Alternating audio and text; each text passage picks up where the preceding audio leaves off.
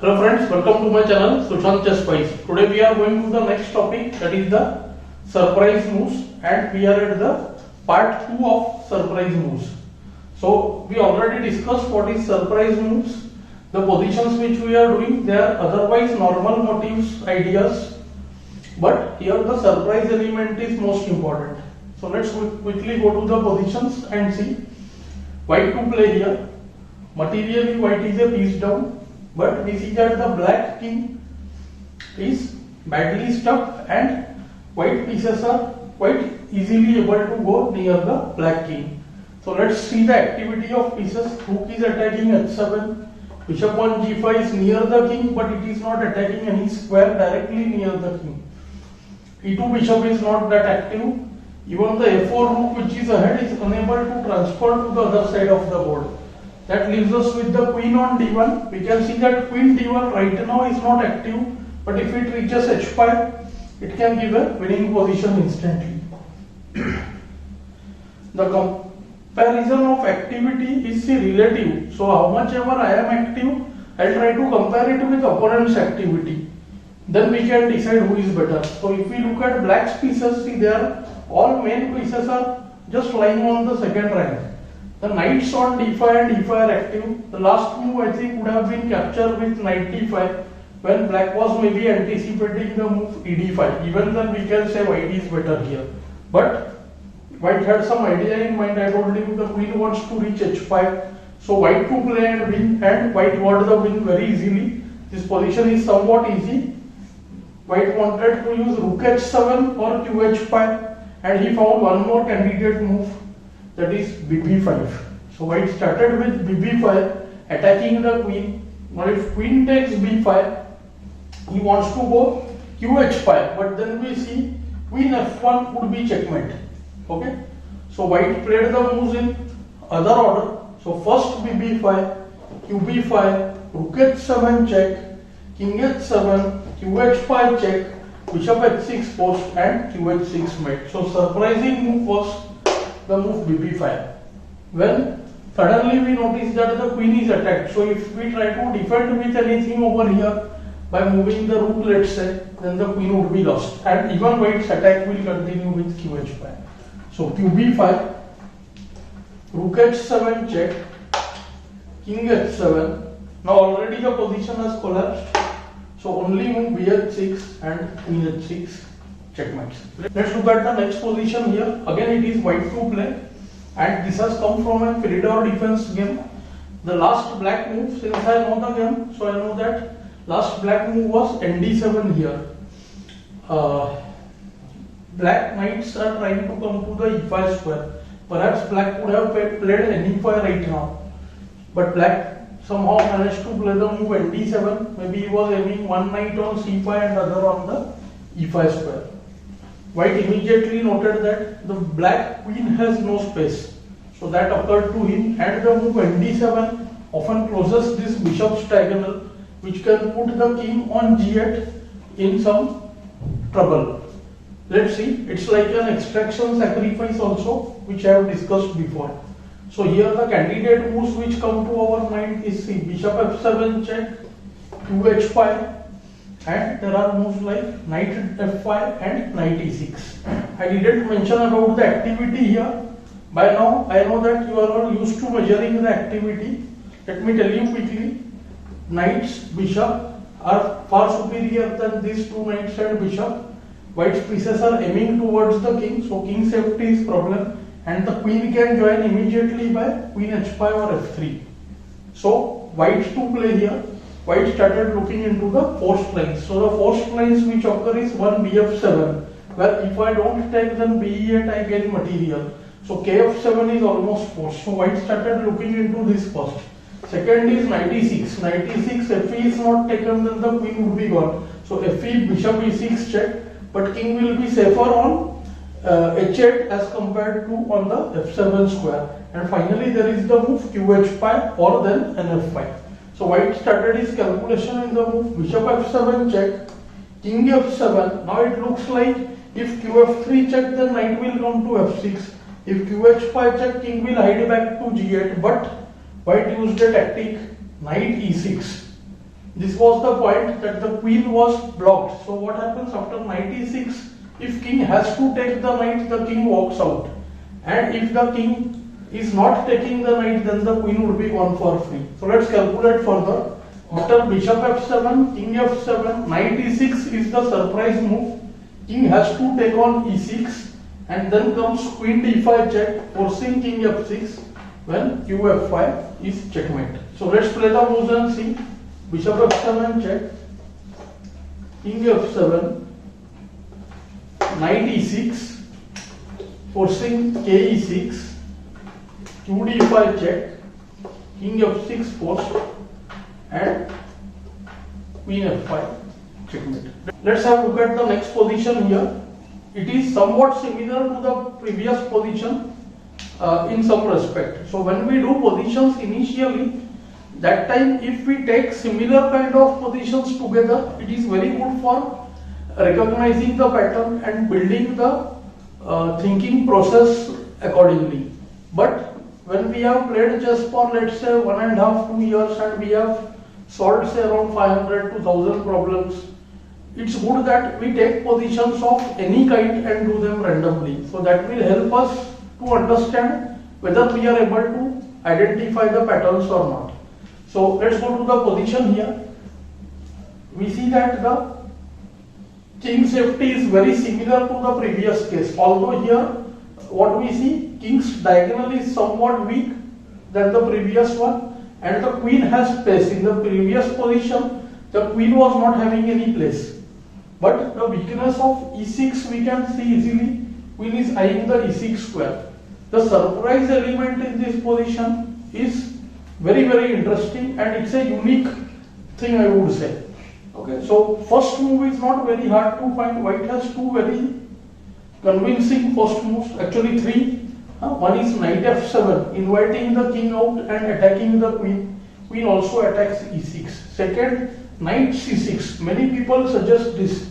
Knight c6, bishop c6, queen e6, check, king h8, and queen takes the bishop.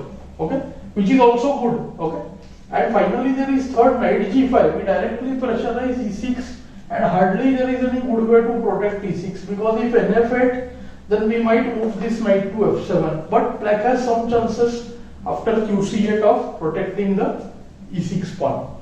So white first went into the variation knight f7. Very simple, because if king is not taking f7, queen has to be moved, then queen into e6. And this pattern we know, after the queen reaches e6, any ideas like nf8 to attack the queen leads to our known pattern, that is the smothered mate. Now king has to go to h8, then queen g8 check, knight g8, and knight f7 checkmate.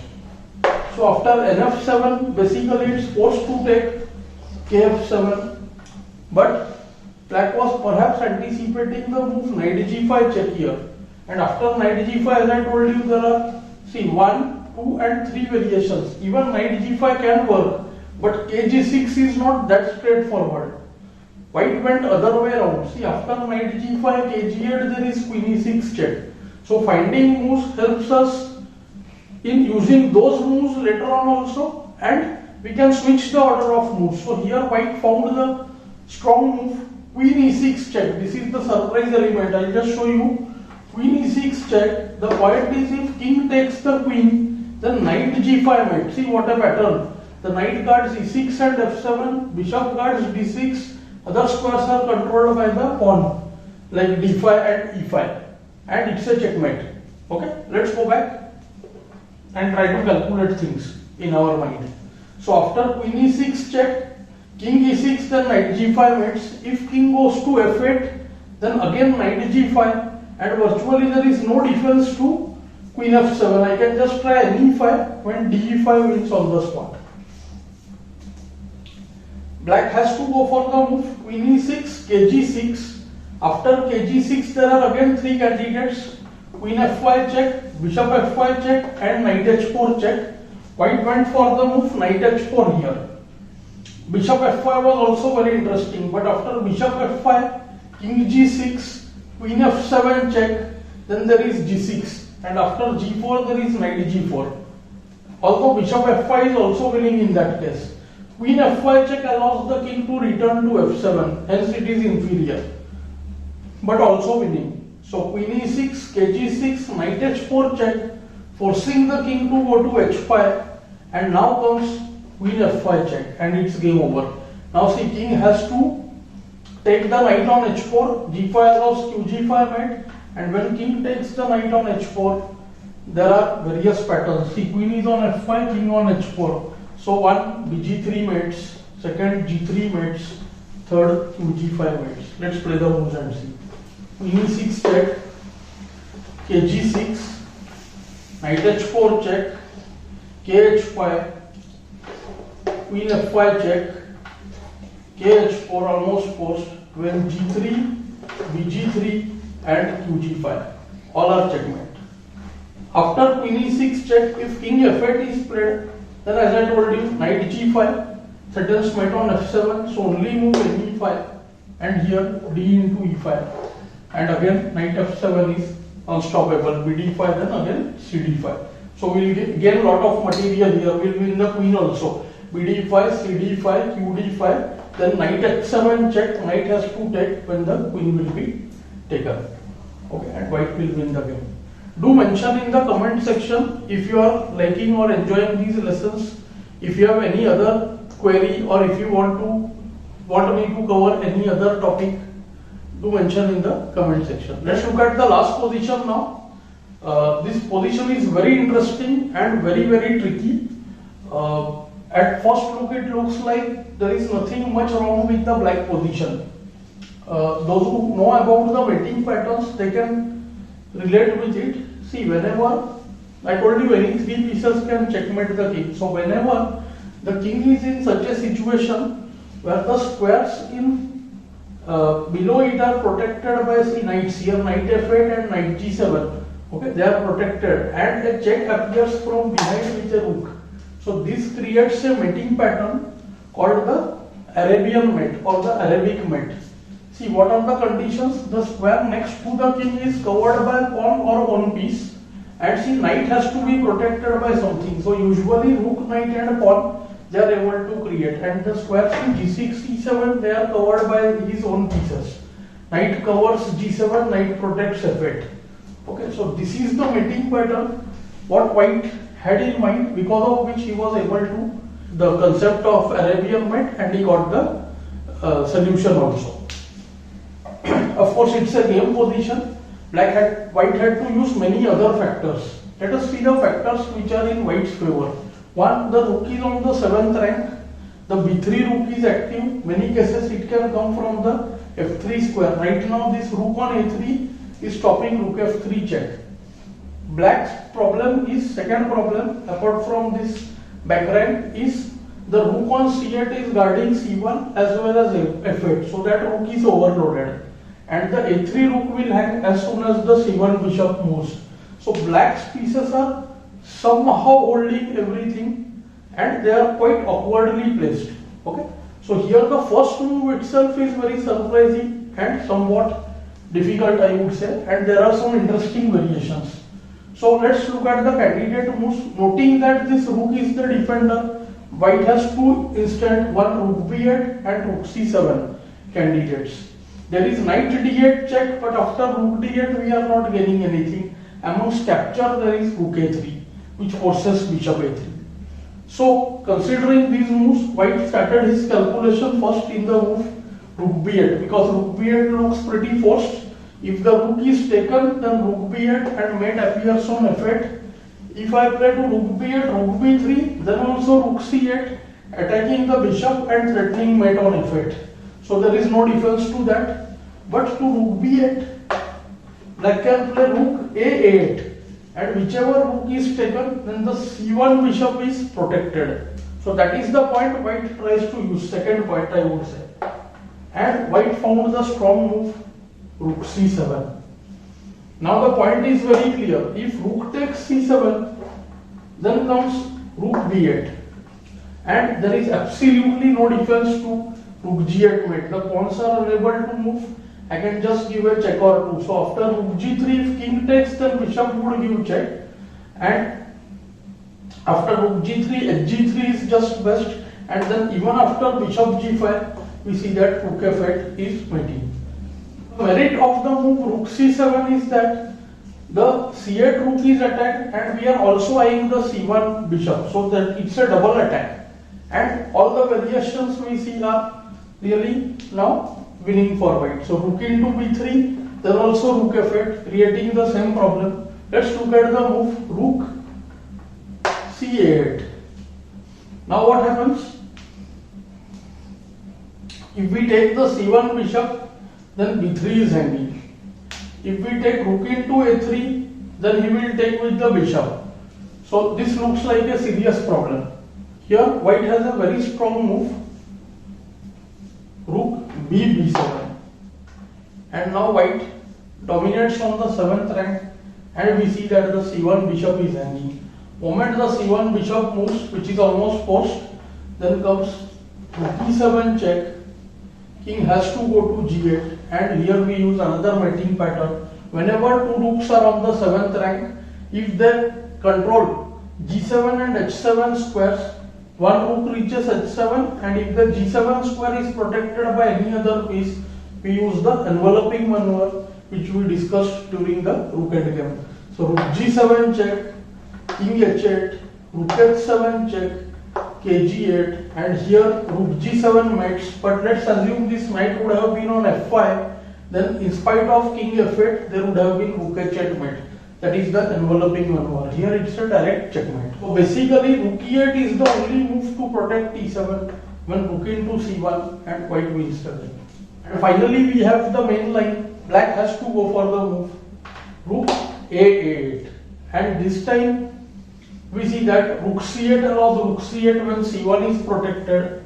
Rook f3 check is looking good, but rook f3 check I can do the move bishop f4 and give up a pawn on f4. So again here white has a very simple and strong move rook c3. So this time it's a double attack, two attacks on the bishop and double attack on c8. So we are attacking two things at once, forcing rook into c7, and after rook c7, knight c7, suddenly the bishop both are attacked. So if rook moves to c8, we just take c1, and now comes the most difficult point. Rook comes to a1, both are protected. Here black must have felt that he is quite safe, but now the shocking return. Knight comes to e6, and moment the bishop moves, there will be rook c8. So if I safeguard the bishop to d2, e3, f4, then rook c8 and no defense from mate on f8. A8, only way to guard f8 allows rook c1 and white wins. The only other move remains kg8, in which we can say there is no forced mate, but white can just play rook into e7, and then he goes rook g7, wins the g6 pawn, then eventually he will win the h5 pawn also, and the game will be won. Let's say rook a2, trying to put pressure on f6, then rook check, king goes to h8, rook g6, bishop e3, and now just he can go rook f6, protect the f2 pawn, and then start pushing the g pawn, g6, g7, and rook f8, and white will win the game. This position was somewhat tricky and there were a lot of variations. I hope you are enjoying these lessons. Do like, share and subscribe the channel. Thanks for your time.